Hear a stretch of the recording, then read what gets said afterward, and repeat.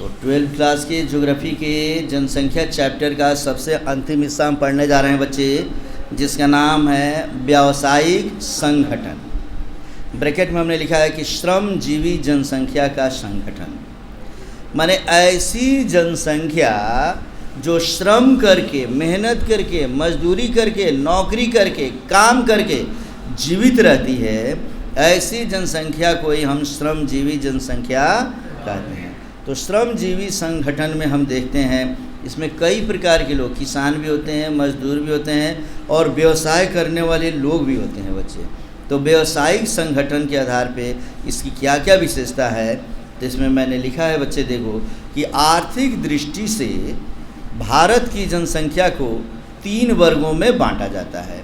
माने रुपये पैसे की दृष्टिकोण से, धन कमाने के दृष्टिकोण से भारत को आर्थिक रूप से कितने हिस्से में बांटेंगे हम लोग? 3। जो जनसंख्या है 3 वर्ग में बांटा गया है। सबसे पहला वर्ग इसका कहलाता है मुख्य श्रमिक, जो एक वर्ष में एटलीस्ट कम से कम 183 दिन काम करता है, उसे मुख्य श्रमिक कहते हैं। याद रखेंगे, भारत का ऐसा कोई भी नागरिक जो साल भर में कम से कम 183 दिन का काम उसके पास हो, इतना काम वो कर ले, तो उसको हम मुख्य श्रमिक कहते हैं। जितने भी अगर बात करें हम लोग कि ये जितने गवर्नमेंट एम्प्लॉई होते हैं, करीब करीब ये सभी, उनके पास इतनी नौकरियां रहती है बच्चे, इतनी दिन नौकरी वो करते हैं। 365 दिन में इससे अधिक दिन ही वर्क करते हैं वो। तो जिनको 183 दिन से अधिक दिनों का काम मिल जाए, वे लोग खुशहाल है बच्चे, उनको किसी प्रकार की कोई दिक्कत नहीं है। दूसरा है इसमें से सीमांत श्रमिक, जो व्यक्ति 183 दिनों से कम काम करता है। माने जिस व्यक्ति को साल भर में 360 दिनों में 65 दिनों में से मान लो कि उसे 183 दिन से कम काम मिलता हो, 80 दिन का ही काम मिल गया, 100 दिन का काम मिल गया, कुछ दिन काम किया कुछ दिन नहीं किया, तो ऐसे श्रमिकों को हम बोलते हैं सीमांत श्रमिक।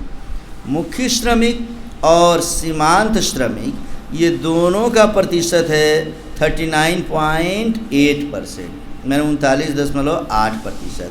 माने इस भारत में चाहे कोई भी व्यक्ति जो मेहनत करके 183 दिन का काम कर ले, तो उसको कहते हैं मुख्य श्रमिक। उससे कम काम मिलता है, मिलता ज़रूर है, तो उसे कहते हैं हम लोग सीमांत श्रमिक।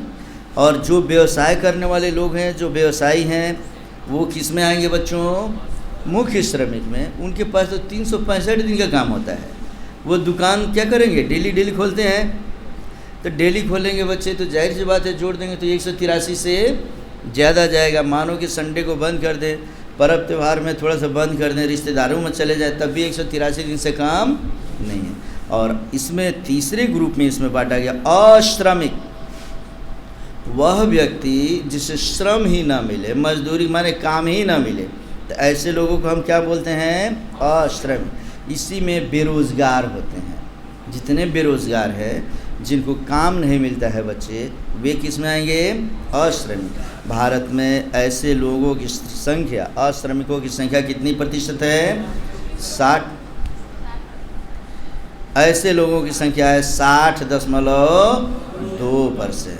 तो इस तरीके से व्यावसायिक संगठन की बात करेंगे तो मुख्य श्रमिक, सीमांत श्रमिक, अश्रमिक। अब अश्रमिक में जो आते हैं, इसी में बेरोज़गार होते हैं।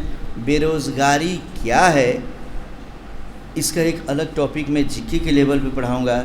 वो बेरोज़गारी तुम हिंदी के प्रश्न पत्र में भी तुम्हें काम आएगा बच्चों।